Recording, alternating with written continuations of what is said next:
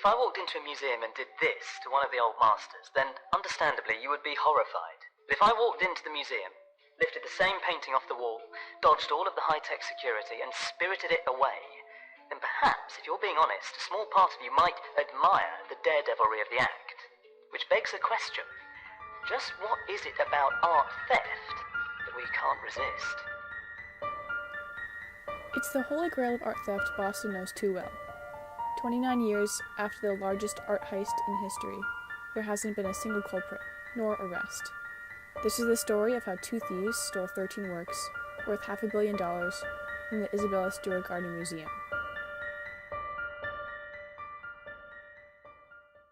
The FBI tonight is looking for two thieves who made off with a motherlode of art treasure from a Boston museum overnight. A part of our heritage has been stolen from us. It's a barbaric act. We are unusual in that we are a permanent collection, so we do not buy or sell works of art, so we really are not concerned with their monetary value in that they are priceless in our eyes. Given that these pieces are very well known, who could possibly keep them? That's a very good question. Only probably a person who is determined to keep them private for the rest of their life. So, what exactly happened the night of March 18th? The truth is, no one really knows for sure, even today. But I went to the Gardner Museum to get a better understanding.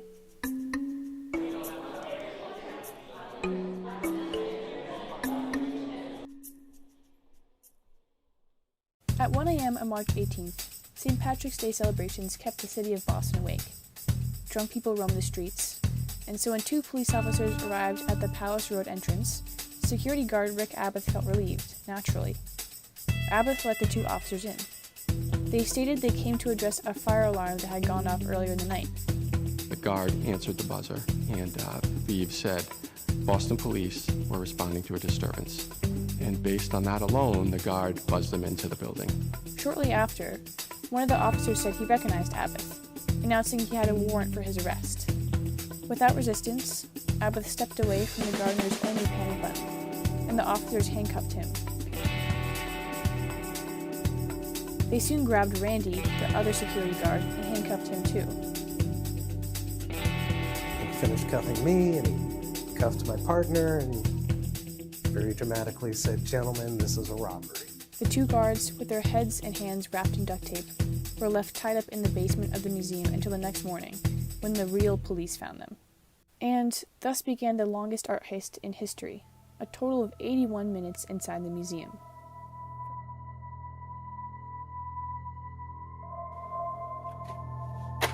From records of alarms and motion detectors that went off that night, the museum was able to track the movement of the thieves.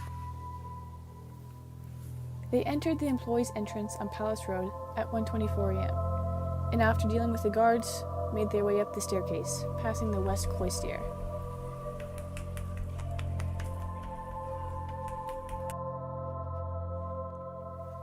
When they got to the top of the staircase, they turned right and headed straight to the Dutch room. By then, it was 1:48 a.m.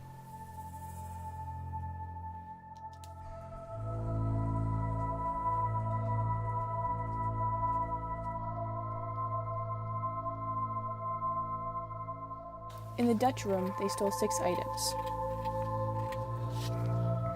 The Concert by Vermeer. This was the painting that made Isabella Stewart Gardner famous, as it was the first one that she bought and added to her collection. This was Vermeer's The Concert, and Gardner set it up so you could sit in this chair and just contemplate the picture. It has even etched itself into pop culture. So, Burns, do you want to explain how this miracle of measure and harmony got into your collection? Landscape with an Obelisk by Flink.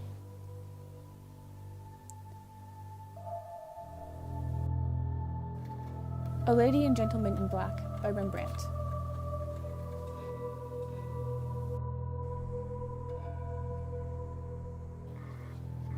The Storm on the Sea of Galilee by Rembrandt, which was one of his only seascapes.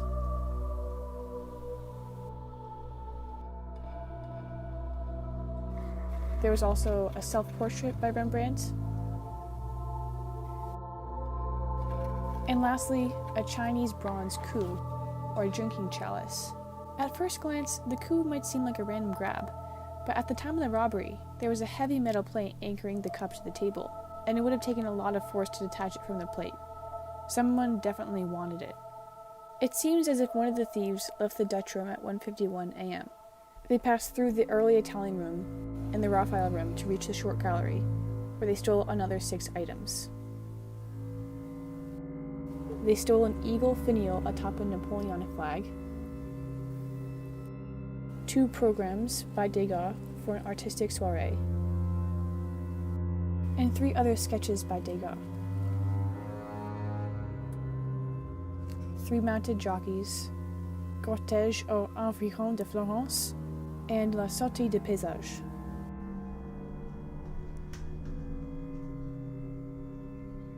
When you walk by here, I mean, you have all of these wonderful pieces, and then you see this empty panel. It makes me want to weep. It's time to bring them back. The second thief eventually returns to the Dutch room, but then shortly after goes back to the short gallery. Then, for the next almost 40 minutes, there's no movement at all. Finally, the Palace Road entrance door opens and closes at 2:41 and 2:44 a.m., indicating the exit of the 2 robbers. The 13th stolen painting, Chez Tortoni by Manet, was in the first floor blue room. What's frightening is that within the 81 minutes the thieves had control of the museum, not a single motion detector went off in the blue room. The last motion detector in that room was at 12:53 earlier that night, during the security guard's rounds in the museum. The small painting has confused police officials and the FBI for almost 3 decades, and has led to theories about 2 separate robberies, or perhaps the idea of the heist being an inside job.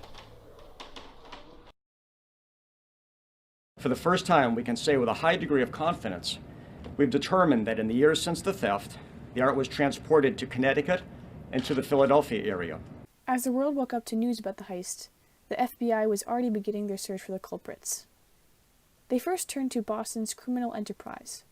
In the 90s, big-ticket paintings became desirable trade items for arms and other contraband, and Carmelo Merlino's TRC Auto Electric Shop in Dorchester was the well-known underground hub for this kind of illegal behavior.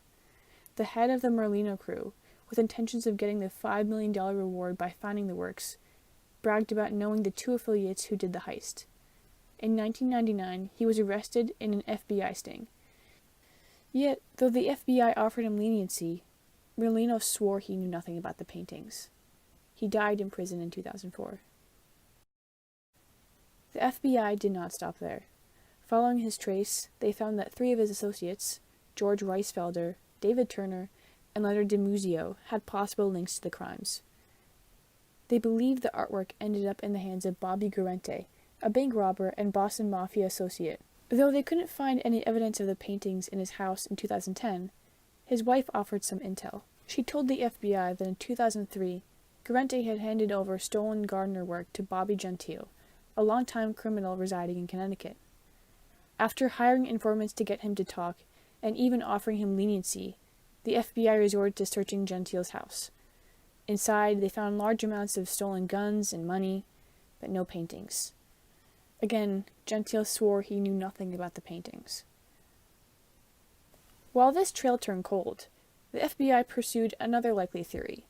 Due to many questions about Abbeth's qualifications as a security guard, people began to think the heist could have been an inside job. Richard Abbeth was a music school dropout, often bringing his friends into the Gardner after hours during his shifts to do LSD in the main courtyard. On the night of March 18th, when the 2 police officers rang the doorbell, Abbeth was the one who let them in without hesitation. Cops rang the doorbell. They said, "Boston police, we got a report of a disturbance on the premises." So I buzzed them in. The cop that was dealing with me turned to me and said, "Don't I know you? Don't I recognize you? I think there's a warrant out for your arrest. Can you step out from behind the desk?" According to museum protocol, the night guards were not allowed to let any unauthorized personnel enter the building, even police. If the police come to your facility and ask for admission and you haven't called for them, you then call the police and check if they were actually deployed there. And he didn't do it. No. Abbeth swears he didn't know this rule, but one can wonder. When the police asked to handcuff him, he quickly moved away from behind the desk, where where the museum's only panic button was. Again, motion sensors that recorded the thieves' movement through the museum indicate they never entered the first floor gallery where Manet's Chez Tortoni was stolen. Only Abbeth's steps were picked up there, as he made his rounds before the quote-unquote police arrived. Someone went in that blue room that night, and the only one that went in that room that night was the security guard, according to the motion sensor printouts. So, Jeff, doesn't that mean he had to have been involved in this? It's one of the aspects of this case that we continue to investigate. But he's never been arrested? No. Recently, federal authorities released security footage from the night before the robbery. It shows Richard Abbeth allowing a man called the unauthorized visitor into the museum. I'm thinking that maybe, possibly, he was part of the deal and knows where the paintings are. Authorities think this could have been a dry run for the robbery that would have happened 24 hours later. But this turned out to be another red herring. The mystery person was actually Abbeth's security boss, and though it was still against protocol to let him in, this disproves a lot of suspicion. So the investigation so far would be called a failure? Well, I guess you have to say that. For now, one of the few remaining hopes for the FBI centers on a one-time member of a notorious Boston art theft ring who says he knows who took the masterpieces and how to get them back. On August 27, 1997, the Boston Herald released its headline. Tom Mashberg wrote he had been shown Rembrandt's Storm on the Sea of Galilee. It was pulled out and kind of unfurled, and I was not able to touch it or really get close to it, but I was able to look at it under the beam of a flashlight. Well, it was very exciting to think that this might be the beginning of the end and lead to the return of the paintings. He later found out that it was just a replica, but has sparked months of negotiations between federal authorities and William P. Youngworth, Jr., the informant. He became and remains a focus of the FBI investigation, even though he has about the best alibi possible for his whereabouts that night. I was incarcerated in the Federal Correctional Institution in Memphis, Tennessee. So you did not do it? No, I didn't. Mashberg was told to go to a Brooklyn warehouse where William Youngworth unveiled the copy of Rembrandt's Seascape. Somebody was just extremely clever and quiet and was sitting on it for a number of years until things cooled off, and then would try to market it. But is that somebody you? No, of course not. It wasn't me. In reality, Storm on the Sea of Galilee could have never been rolled up because at the time of the theft, it was covered in a protective coating. The paintings are thick. They're not like fabric. They've been relined over the years. Imagine trying to roll cardboard. What happens when you give it that little turn? You see this isn't going to roll. U.S. Attorney Donald K. Stern demanded solid proof of the painting's credibility, and so Youngworth sent in a vial of paint fragments that he said were from one of the stolen Rembrandts. Later that year, Stern and the FBI announced that the fragments were not from the Rembrandt, but instead matched the paint used by other 17th century Dutch artists like Vermeer. People thought, could this be a tie to Vermeer's missing the concert painting? In the end, the deal fell apart, and the FBI had found yet another dead end in their search. You know, I still walk into that gallery and get a knot in the pit of my stomach. Do you have a similar physical feeling? I mean, how does it manifest itself in you? I have to parse my words because I don't want people to think I'm crazy, but I often will go into the galleries at night and sit there in the dark and picture what it was like the night the theft happened, lights off, lights on. I have countless pictures of the empty frames from every angle. Sure, it's obsessive for me, but I would say if you were a homicide detective, and I've said this before, and you know how they put the chalk outline around the body, and then the body's moved, and the photos are taken, and then the chalk outline goes away. Here we have the frames, and they're there forever. It's a constant reminder to me that there's a job to be done. You may think, why would someone ever obsess over this so much? Why are these works so important? Anne Hawley once described it in this way. Imagine if you could never hear Beethoven's 7th Symphony again. Perhaps certain things may not have an impact on our lives, but when they suddenly become inaccessible, their absence affects us. It's the same with any form of art. Because I really think these works are out there, and that somehow, if we can just appeal to whomever is holding them, that we can get them back.